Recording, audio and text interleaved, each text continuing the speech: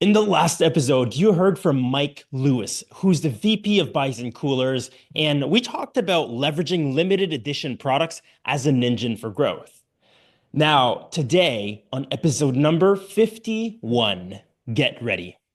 Eric del Valle is the Director of E-commerce and Advertising at OneWheel. And today, we'll be talking about how they increase conversion rate by 65% by pivoting from awareness to consideration. And this is the step by step on how they've done it. I'm your host, Raphael Paulin-Daigle, and I'm the founder of SplitBase. This is Minds of Ecommerce. Now, this episode is brought to you by SplitBase. At SplitBase, we help leading 8 and 9-figure brands such as Dr Squatch, Hyperice, and Amica grow through customer-focused conversion optimization programs. Now, our programs pinpoint exactly where your store is losing money most, and then, we help you fix it. The result, you get increased conversions, higher AOV, and of course, more money, which in returns allow you to scale advertising profitably. We've been at it for over a decade now, and we can help you manage CRO from A to Z. That means from customer research, conversion design, strategy, copywriting, and development. We focus on growing your e-commerce sales while you get to focus on what you do best. So go to splitbase.com today to learn how we can help you get the most out of your marketing spend. All right, Eric, welcome to the show. Thank you so much for being here. Thanks for having me. Excited for this chat. Yeah, well, as you know now, this podcast is all about going deep, right? And dissecting one key growth strategy so our listeners can get the most value right away. And now at OneWheel, you've done a lot of great things. And one of those things was pivoting from awareness to consideration in your marketing by using a couple things: user stories, authentic user stories, and a couple more things. And that led you guys to increasing conversions by 65%. So maybe just to give more context for our listeners, can you tell us a bit more about that? What, in your words, what does it mean from pivoting from awareness to consideration? And what exactly was the problem at hand before we actually talk about the solution? Sure. So OneWheel is a bit of a unique product. It's electric skateboard that's self-balancing, and it is a bit unfamiliar to most folks. And it's kind of the first of its kind in the market. And because of that, there's also a unfamiliarity associated with it, and a high price point ranging from $1,000 to $4,000. Right. So most folks during the COVID outdoor recreation boom really, wanted to get outdoors. They were bored and needed something fun to do. And most folks found out about OneWheel through that process. And then the normalization occurred, and like other industries in the outdoor space, sales came down a bit, but it was really finding out where is the new normal and where are, the next 10,000, 50,000 customers for us. So it was less about, oh, what is that OneWheel thing? And more about, Mm. hey, I'm not coordinated enough. I'm too old and that's too expensive. The list goes on as far as the blockers that people created for themselves in their head.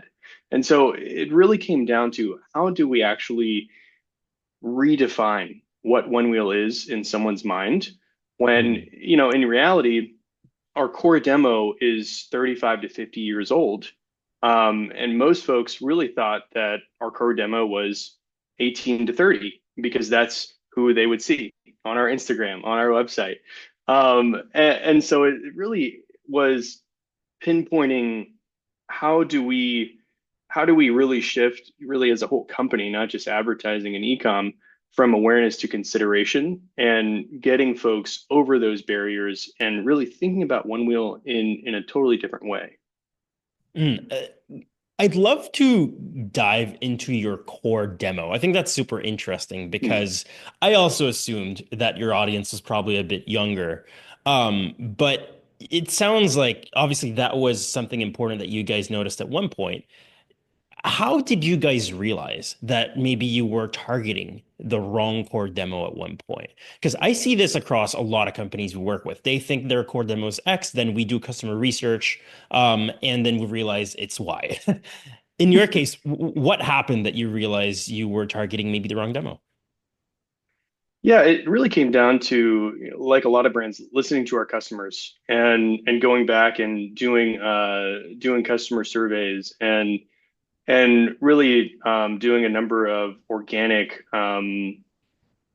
contests. We would either do giveaways or some type of like content marketing push where we would have people, dress up in your favorite Halloween costume.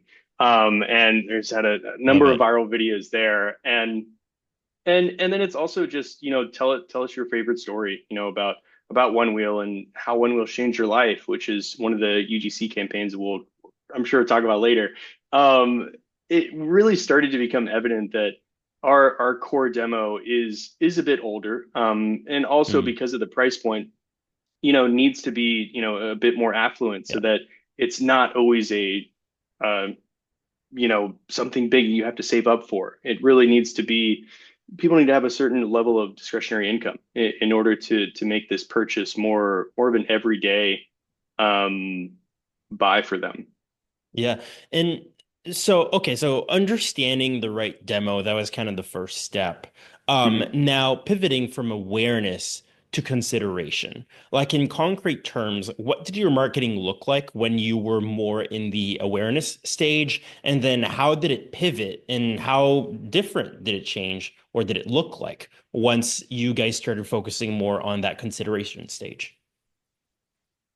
Yeah, I think from the beginning during the kind of peak COVID years, I'd say we were really focusing on, we're based in California in a small surf town. It's called Santa Cruz, and and so because of that, we really focused a lot on that lifestyle and creating it to be very aspirational.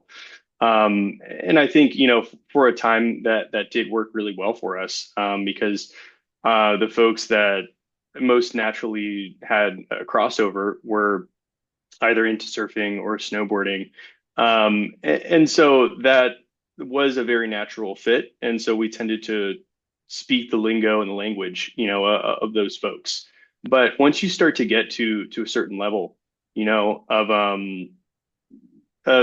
revenue and growth, since we're in 140 countries now, we really needed to be a bit more mainstream, but not lose our sense of brand identity, right? Make sure that we don't abandon that Yes. original culture. So that really allowed us to take it to the next level with kind of evaluating as a company what is our ethos and how do we continue to move forward, while making people feel that they're seen and that our content is more relatable, Mm, and not just pushing forward the audience that we think we have, but pushing mm. forward the audience that we actually know we have. Relatability is, I think, the takeaway here. Mhm. And I've been doing conversion optimization for about 12 years. My agency's been around for 10. And the number one thing that we've seen increase conversions is when your message is relatable to your customer, right? So what you're sharing here definitely doesn't surprise me, but it's also awesome to hear the impact of it. But I'm also curious, what are some specific actions that you guys have made throughout your funnel to help with that? Yeah, I think specifically, one of the bigger things we noticed that early on, Instagram was huge for us and a big growth driver. And as we've gotten to be a larger company, 16:9, wide videos, commercials have really been the key to changing people's perception at the top of the funnel.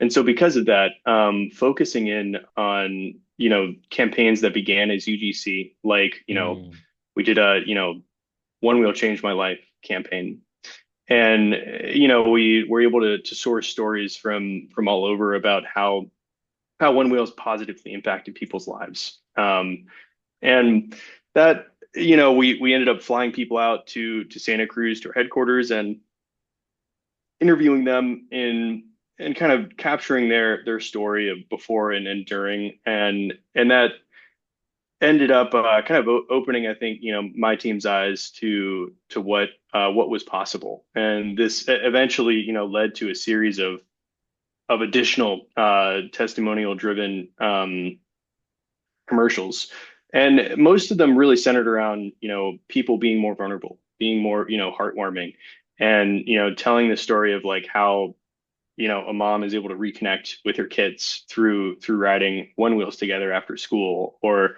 how someone who now is struggling with a pretty significant back injury and can no longer walk easily without a cane, but he's able to one wheel and gain his mobility back through the use of a personal electric vehicle. And most recently, a couple weeks ago, we just released two commercials that were focused on overcoming addiction. One was about alcohol, another one was about cigarettes, and how One Wheel kind of allowed people to, allowed these two guys to tap in to, the dopamine and the serotonin rush that they get, and instead of feeding that urge, they hop on their one wheel and they ride, Hmm. and it gets them into that flow state. I'm smiling and people listening can't see me, but what I find fascinating about this, okay, is that when there are so many brands focused on selling kind of the features, why this is a better method of transportation than others, you guys are totally above that. It's like, what impact or what role in someone's life does this, Mm, have? And I think a lot of brands are probably afraid of thinking that big. And one of the questions that my favorite question to ask in customer surveys is always, X, how did X make your life better? Right. And mm, replace X by the brand or the product. And sometimes like we're talking about a makeup product or like something that you'd think, how can it make my life better? It's just a product. Like in your case, to be honest, it's just like a sort of skateboard or something like that. And I'm sure you guys don't right. define yourself as a skateboard, but um, and yet the responses you get from that sometimes you can't even imagine. It's just like, oh wow, like this plays such a bigger role than the function we're selling it or that we're expecting. And this is what I'm getting from you guys. You guys are totally Yeah. playing on a whole other level. I mean, it really surprised me. And it also, I mean, to your point, Raphael, it was honestly difficult, I think, internally Right. to sell the rest of my leadership team on not being more product focused and not Right. saying, oh, this board is better because of X, Y, and Z. And don't get me wrong, we still do have ads like that, Right. but they're no longer being shown, top of funnel. It's only for remarketing. Because ultimately, we can say as a brand that, oh, we have many different uses and people, use it on a farm or, to get over addiction. But it's so much more powerful when you hear someone Yeah. saying it themselves and you hear the emotion in someone's voice, and the look of, change and positivity in their eyes. And so to me, I think that was was really important to not just for us to paraphrase as a brand, but for really us to give our customers a voice. I love it. So it sounds like highly relatable, high level customer stories are really key for you guys when it comes to cold top of funnel acquisition. Now, I know Mhm. you told me earlier as well that as we get kind of deeper in the funnel, you've also worked on reducing pricing and eliminating a lot of micro decisions around the funnel. Can you tell us a bit Right. more about that and what types of micro decisions we're talking about and how you guys got around to reducing pricing? Sure. Yeah. So we were at the $1,000 price point for years. And in the past we had two to three boards, to choose from. Now we have six boards, currently, which can be overwhelming, from a new user's perspective. And so it's very much, which board's for me. And we're still iterating and solving that through the use of quizzes and different on-site personalization tech. But at the core, that the biggest thing that made a change in Q4 of of last year, 2024, we were looking at start the decision tree, right? And on the site, if you were to go there, you choose from, first of all, you make the decision, okay, one wheeling is for me. I'm open to spending $1,000 to $4,000. And from there, you go in and you say, okay, let me gravitate toward what is most affordable, right? And we found that $1,000, it was our oldest board, and it was our worst selling board. It was the Pine. And we ended up taking some of our Black Friday pricing, and we decided to basically extend that into Q1 of last year, and started to reframe it as the different practical use cases. I live in San Francisco. I'm in the city. Personally, I take it to the grocery store. I take it to get my hair cut. I take it to all these things where it normally would take me 20 minutes Right. to walk. And we started to focus on these like very like meaningful ways of using it. And starting to change that and educate folks on the various ways that it's easy to ride. And that, we have literally 80-year-olds that ride one wheel. And so breaking that down, number one, what was important. But then once folks got to the site, we found that the difference in price point between $750 and 1,000 was huge. And that Interesting. ended up, ended up driving significantly higher, 65% higher conversion rates, because folks felt that the entry point was more approachable. Right? Hmm. And once you got there too, you make the decision from 6 boards down to one board, say it's the most affordable one. Then, you have 3 bundles to choose from. And then you choose one of 3 bundles, because 80% of people buy a bundle, and you can only get these bundle deals when you purchase, of course, like most brands Yep. that will do this, similar to Peloton and others. Once you choose one of the 3 bundles, then there are 5 or more parts where you can choose from 20 different Hmm. colors. Love And it. so you can see this decision tree, like while it is, exciting for some, like buying a car and you customize it, Yeah. others are kind of like, I don't care. Just give me whatever is the most Mm. popular, Oh, interesting. I didn't right? think of it that way. Yes. And or maybe I'm gifting it, for Christmas too. And So so in we this case, found, sorry, just to interrupt. So yeah. were these additional customizations a friction point in the Mhm. funnel? Is that what we're getting at? Or Correct. ultimately, oh, interesting. Yeah, and so it was almost, we wanted to give, the initial thought was, and we had always had this set up in the past. We wanted to give customers the choice to change everything that you can visually see on a one wheel Yeah. can be customized. The color can be modified, so that it's almost like the Nike ID, shoe, Yeah. where you can really make it yours. But not everyone wants to do that.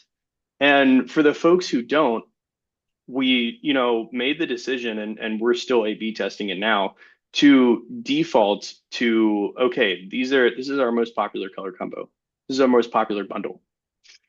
Go ahead and just choose both of these, Yeah. and you're good to go. Check out. Have the confidence. This is going to look good, and you're getting the best value. Yeah. And so, and I think as time goes on, we're continuing to iterate here, and potentially, pushing this bundle decision out, even to post-purchase, for example, to say, hey, this deal is eligible for X amount of time, 2 weeks. Yeah. But ultimately, let's just get you to buy the board, Yeah. and get that initial hook in, so that you can feel like, yes, I've made this decision to buy a one wheel. I don't have to make, 15 other micro decisions along the Yeah, there way. is decision fatigue is very real. Yeah. And I think we have to be conscious of that. And it's funny you say that because it happened more times than I can count that, all those bundle builders and subscription flow builders that are super popular and that brands just assume, oh, we need to give people the option to build their bundles and all of that. I've seen it many times where we just removed it. And similar to what you're finding now, it just increased conversion rates because we removed steps in the funnel. There were fewer decisions to make, and some people just want to move faster. Um, Eric, this is fantastic. We're unfortunately out of time. I wish this Ha. conversation keep going and going and going. Um, Now, I think for just a couple things for people to remember. One, when it comes to winning top of funnel acquisition, it's really about how can you relate to your audience through your messaging. And the best way you guys have done it is really by just better understanding your customer surveys, customer interviews. You've even flew in some customers to the office to have conversations with them and better understand them. Then when it comes to actually looking at the funnel and well also the marketing, it's still about that relatability, but also looking at what are the friction points, what are the things, the decisions or even the price points that isn't really aligning with the use cases and the audiences we've detected. And through that, you guys have seen quite a bit of success. So Eric, that was a fantastic conversation. Now, if people want to connect with you, learn more about you or OneWheel, where should they go? My LinkedIn would probably be best, but our Instagram always has an endless number of entertaining videos as well. Amazing. Eric, thank you so much. All right, thank you, Raphael.